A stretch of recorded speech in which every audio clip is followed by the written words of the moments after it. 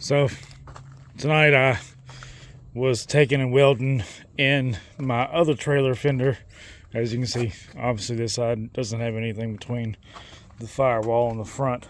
So in a front end collision, there's absolutely nothing to stop anything whatsoever besides the fender, which isn't going to hold much.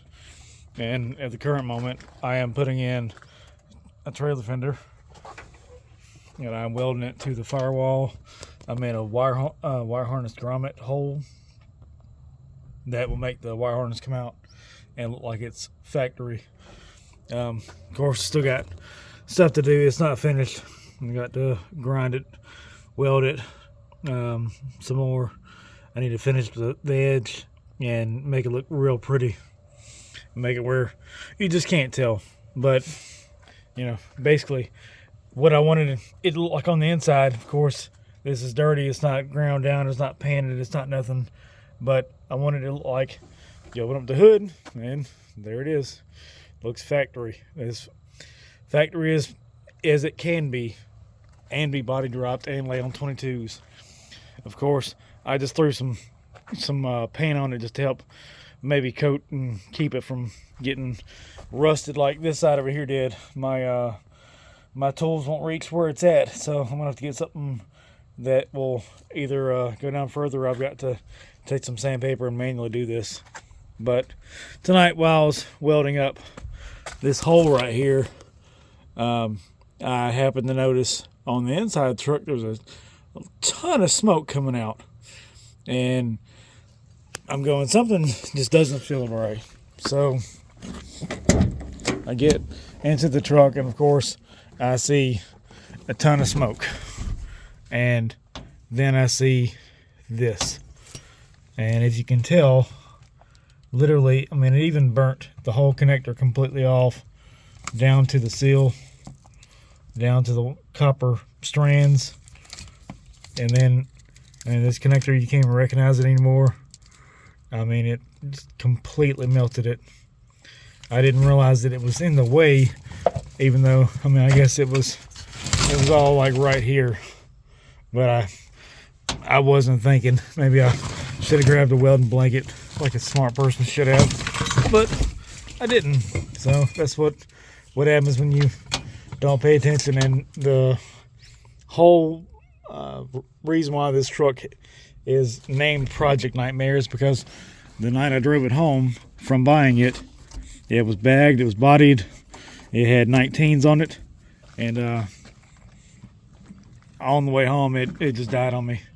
Left me stranded out in the middle of nowhere, and come to find out that there was that hole in the firewall. Not that one, but a previous hole. If you go back to another video from earlier on my channel, you'll see how bad it was. But it basically cut into the wire harness, and it made it to where as you were riding, it was just steadily cutting wires. It ended up grounding out so bad that it shorted it out, and it almost caught the truck on fire. So I've been in the process of rebuilding this. I have made it to 100 days or a year sober, and 100 days, but a year sober, and I have been trying to get what work I can done on this truck on the very limited time that I have. I have about one day every other weekend, maybe. So I don't have a whole lot of time for it. So I'm not going to be able to do daily uploads. I'll try to do some shorts, just walk around the truck or whatever. You know, because to me, the truck looks awesome. I mean, as far as how it looks, and of course when you put the fenders on,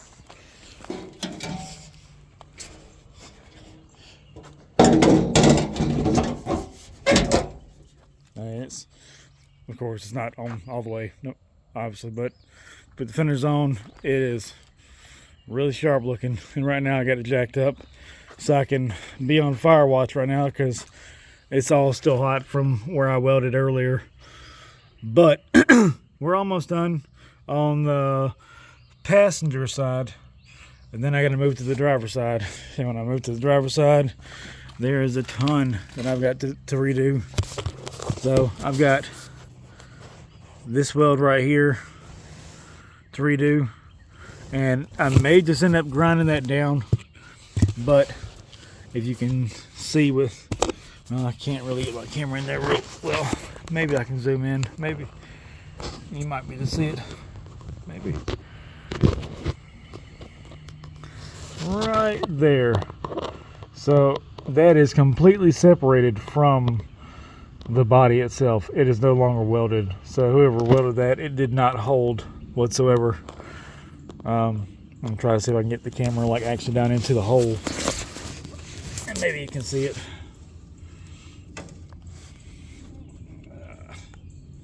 Right there. But I got to redo that. This right here, you can obviously see where they've done some work. I got to redo that. I've got to redo all around this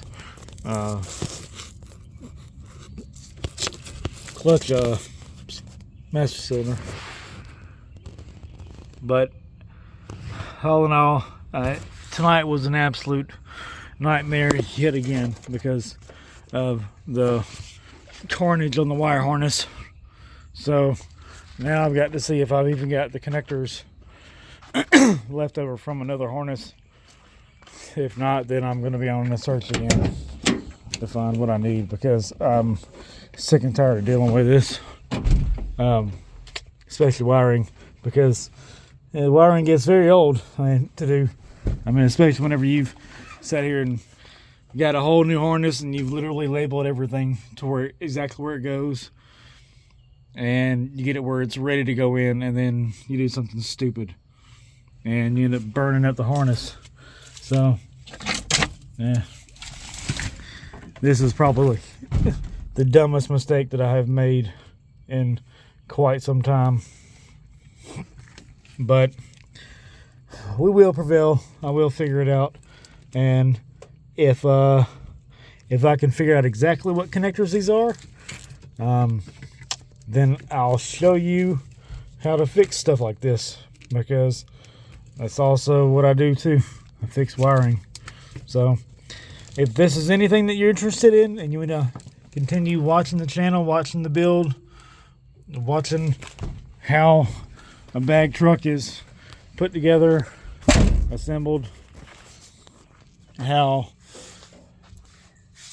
to do custom work on a budget using budget-friendly tools, not using anything.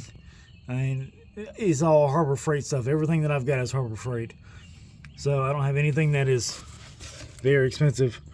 And then fixing stuff like this right here to make it look like this, so that the end goal, obviously you see the difference. And I'll throw the fender on this side over here, just so it's apples to apples here.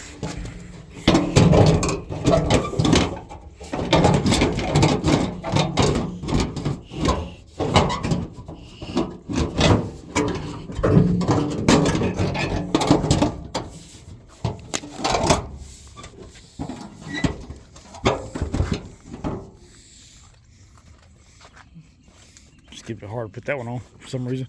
But yeah, so as you can see the difference here on what I'm doing.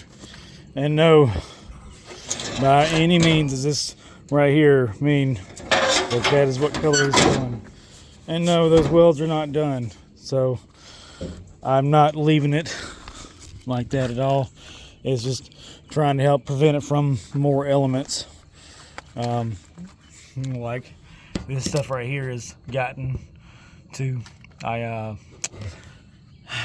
really got to get this thing out of the weather, but coming up soon. My videos may even be more spaced out than what they already are. But if this is something that you're interested in and you want to follow along and see how long it takes and what all you got to do, and just the bag truck all together, figuring out why this side over here is good and it's bolted up the right way, and then this side over here got two shims underneath the bag. So I don't know the reason for that. I will find out later. Obviously I need tie rods. Mine are starting to separate, as you can see. So got a lot of things to fix in this truck, and I don't have a very big budget. But stick around. I hope you all like the content, and I hope that you stay along for the channel, because I've got some things in mind that I'm going to do.